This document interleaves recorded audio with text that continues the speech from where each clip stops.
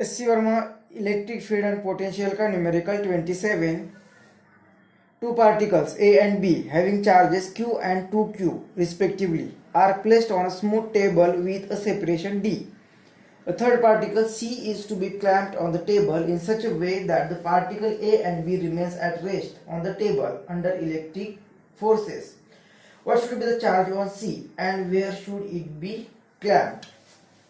तो यहाँ पे हमें एक टेबल दिया हुआ है। इस टेबल पे एक चार्ज Q और मतलब चार पार्टिकल A और B दिया हुआ है। इस पर चार्ज Q है और दूसरे पर चार्ज प्लस 2Q है। हम दोनों को Q साइन ले लिया क्योंकि दोनों का साइन सेम होगा, माइनस भी ले सकते। तो और उनके बीच में डिस्टेंस जो दिया है वो D डिस्टेंस दिया हुआ है और हमें एक थर्ड चार्ज यहाँ पे रखना है, क्लैम्प करना है टेबल पर। तो कहाँ पे क्लैम्प करे ताकि ये A पार्टिकल और ये B पार्टिकल मतलब ये जो दो चार्जेस है वो रेस्ट में रहेंगे, वो डिस्टर्ब नहीं होंगे, वो शिफ्ट नहीं होंगे। तो सिर्फ ये जो पार्टिकल है थर्ड पार्टिकल उसे क्लैम्प करना है, उसे पैक करना है, इसे एक्सटर्नल फोर्स से कहीं पे उसे फिक्स करना है। मतलब यहाँ पे कर सकते, यहाँ पे कर सकते, यहाँ पे कर सकते। तो एक कहाँ पे आ जाएगा, जैसे कि ये प्लस Q चार्ज है और ये प्लस 2Q चार्ज है। तो इसे उनके C पार्टिकल को, C चार्ज को कहाँ पे फिक्स कर सकते हैं? अगर एक तीसरा C चार्ज यहाँ पे अगर रख दिया, सपोज ये पॉजिटिव चार्ज यहाँ पे रख दिया, तो इस तरह से रखना है कि ये दोनों चार्ज रेस्ट में ही रहेंगे। मतलब कि उन पर जो एक नेट फोर्स आएगा वो जीरो आना चाहिए।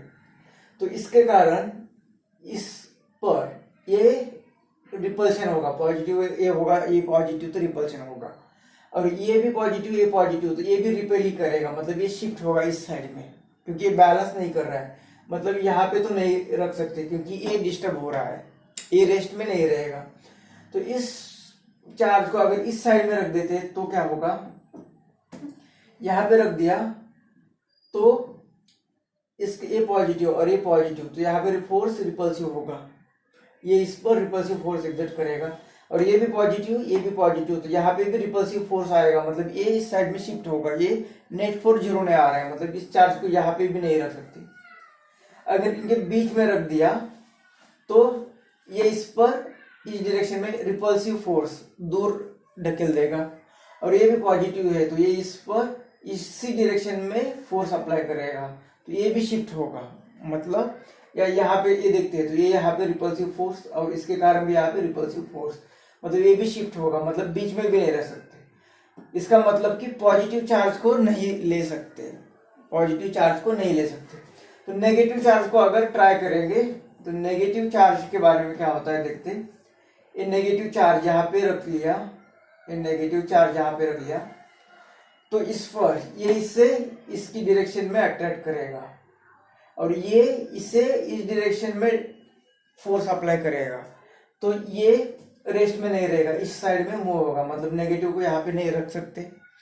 इस नेगेटिव चार्ज को यहाँ पे रख दिया C चार्ज को, तो ये चार्ज इस पर इस डायरेक्शन में फोर्स एग्जर्ट करेगा और ये पॉजिटिव चार्ज इसे इस डायरेक्शन में फोर्स अप्लाई करेगा, तो ये चार्ज इस डायरेक्शन में शिफ्ट होगा। मतलब यहाँ पे भी नहीं रख सकते।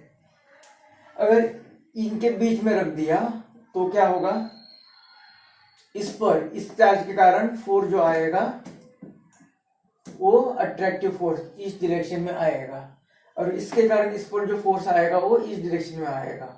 मतलब ये तो बैलेंस होगा। अब यहाँ पे ये इसे इस डायरेक्शन में फोर्स अप्लाई करेगा और ये इस पर इस डायरेक्शन में फोर्स अप्लाई करेगा, रिपल्सिव फोर्स और ये अट्रैक्टिव फोर्स। तो ये बैलेंस होगा। मतलब इस यहाँ पे पॉसिबिलिटी है कि इस पर ए पर जो नेट फोर्स लग रहा है, बी पर जो नेट फोर्स लग रहा है, ये एक दूसरे को बैलेंस कर सकते हैं। सिर्फ हमें उसकी पोजीशन किसके पास रखना है किसके दूर रखना है ये देखना पड़ेगा। मतलब कितने डिस्टेंस पे रखना पड़ेगा। ये तो फिक्स हुआ कि एक नेगेटिव चार्ज ही रखना पड़ेगा और दूसरा मतलब एक नेगेटिव ही रखना पड़ेगा और इन दोनों के बीच में रखना पड़ेगा। मतलब पोजीशन ये तो समझ में आ गई, लेकिन एग्जैक्ट पोजीशन बतानी है। अभी एग्जैक्ट पोजीशन बतानी है। इतनी पोजीशन तो समझ में आ गई कि ये दोनों के बीच में ही रखना पड़ेगा और उसका नेचर भी नेगेटिव होगा। लेकिन एग्जैक्ट कितने डिस्टेंस पे, इस चार्ज से कितने डिस्टेंस पे या इस चार्ज से कितने डिस्टेंस पे रखना पड़ेगा, ये अभी हमें फाइंड करना है। अब हमने देखा कि सी चार्ज जो रखना है ए इनके बीच में रखना है, तो मान लेते कि यहां से कुछ एक्स डिस्टेंस पे इसे रख दिया, एक्स डिस्टेंस पे रख दिया इस सी को, जो चार्ज हम इसे कैपिटल क्यू है। अब ये जो चार्ज है, अब ये सी, इस पर जो फोर्स एग्जर्ट करेगा वो फोर्स ऑफ अट्रैक्शन ये होगा एफ, ये force on B due to C, और ये इस पर जो फोर्स एग्जर्ट करेगा वो रिपल्सिव फोर्स होगा force on B due to C. अब इसी तरह अब ये दोनों इक्वल होने चाहिए तभी ये रिमेन रेस्ट। उसी तरह से यहाँ पे जो फोर्स होगा, इसके कारण जो फोर्स होगा ये होगा force on A due to C, और इसके कारण इस पर जो फोर्स आएगा ये होगा force on A due to B, force on B due to A होगा। अब ये एफ ए बी मतलब ये दो चार्जेस के बीच का फोर्स, और ये एफ बी ए ये दो चार्जेस के बीच का फोर्स, ये दोनों भी इक्वल ही है। यहाँ पे देखेंगे तो force on B A and force on A due to B ये इक्वल ही है। इसका मतलब ये दो फोर्सेस भी इक्वल ही होने चाहिए। तो A F A C is equal to F B C, ये इक्वल ही होनी चाहिए, तब हम बोल सकते हैं कि एट इक्विलिब्रियम, एट इक्विलिब्रियम तब ये सिस्टम इक्विलिब्रियम में रहेगी। इसका मतलब कि इसे अगर रेस्ट में रखना है, इसे अगर रेस्ट में रखना है तो ये जो इक्विलिब्रियम आने चाहिए, तब इस चार्ज को इस तरह से रखने पड़ेंगे कि इस पर जो फोर्स एग्जर्ट होने वाला है वो भी इस तरह से रहेगा कि ये भी रिमेन्स कांस्टेंट, मतलब यहाँ पे भी नेट फोर्स 0 ही आने वाला है। तो ये आ गया, तो एफ ए सी मतलब ए इनके बीच में जो फोर्स आएगा वो कितना आएगा के, यहाँ का फोर्स क्यू, और ये फोर्स हमने कैपिटल क्यू मान लिया, माइनस साइन सिर्फ वो फोर्स की डायरेक्शन बता देगा। और डिस्टेंस कितना, तो हमने ये डिस्टेंस x मान लिया, तो ये x square is equal to F B C क्या होगा, ये दोनों चार्जेस, तो ये k यहाँ पे 2q और दूसरा कैपिटल Q। अब इनके बीच में डिस्टेंस, यहाँ से ये डिस्टेंस होगा ये टोटल x d, ये x, तो ये होगा d minus x, d minus x इसका स्क्वायर। तो ये k चला जाएगा, ए स्मॉल q भी चला जाएगा, कैपिटल Q भी चला जाएगा। तो यहाँ पे कुछ नहीं रहा, यहाँ पे सिर्फ रहा 1/x स्क्वायर, और यहाँ पे 2 रहा upon d minus x square. हमें x फाइंड करना है, x फाइंड करते तो हमें इसकी एग्जैक्ट पोजीशन पता चलेगी। तो x मतलब दोनों का स्क्वायर रूट लेते हैं, तो ये 1/x, और ये यहाँ पे √2 और ये d माइनस एक्स, तो √2 into x is equal to ये यहाँ पे d माइनस एक्स। तो ये x चाहिए, x इस साइड में भेज देते, तो √2x plus x, √2x plus x is equal to d। x को कॉमन ले लेते हैं तो ये √2 plus 1x is equal to d। हमें x चाहिए, तो ये x इज इक्वल टू मिलेगा, ये x इज इक्वल टू मिलेगा d अपॉन √2 प्लस 1। तो ये पोजीशन होगी x से, x मतलब क्या कि ये चार्ज जो होगा, मतलब जिसे हमने q मान लिया है, ये q से इतने डिस्टेंस पर, फ्रॉम चार्ज q, यहां से फ्रॉम q, और ये कहां पे होगा बिटवीन q एंड 2q, ये इसकी पोजीशन होगी। अब बाद में कहा है कि इस चार्ज का मैग्नीट्यूड कितना होगा, ये जो चार्ज हम रख रहे हैं उसका मैग्नीट्यूड कितना होगा, तो इसका मैग्नीट्यूड फाइंड करना है। तो कोई भी एक फोर्स जो होगा, इस फोर्स को, सपोज इस फोर्स, हमारी कंडीशन ये है कि ये ए पोजीशन पे जो चार्ज है वो रेस्ट में रहना चाहिए, या बी पोजीशन पे जो चार्ज है वो रेस्ट में रहना चाहिए। मतलब इस पर जो फोर्स एग्जर्ट हो रहे हैं इसके कारण और इसके कारण वो इक्वल होने चाहिए। मतलब हम लिख सकते हैं यहाँ पे F A B is equal to F A C, ये कंडीशन ले ली। और यहाँ से हम सॉल्व करेंगे। आप इस कंडीशन को लेके भी सॉल्व कर सकते हैं तो भी हमें चार्ज की वैल्यू मिलेगी।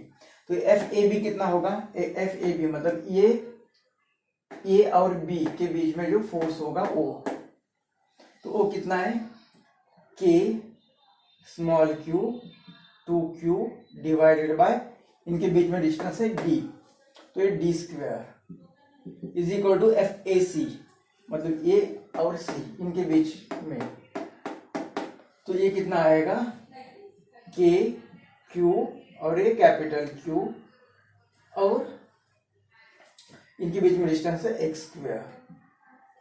और इसकी वैल्यू अभी यहाँ पे देखी हमने, अभी बुक में कुछ अलग वैल्यू आ रही है, लेकिन ये वैल्यू पुट करके जो आंसर मिलेगा वो आंसर और बुक का आंसर अगर मैच हुआ तो ये आंसर में हमारा करेक्ट होगा।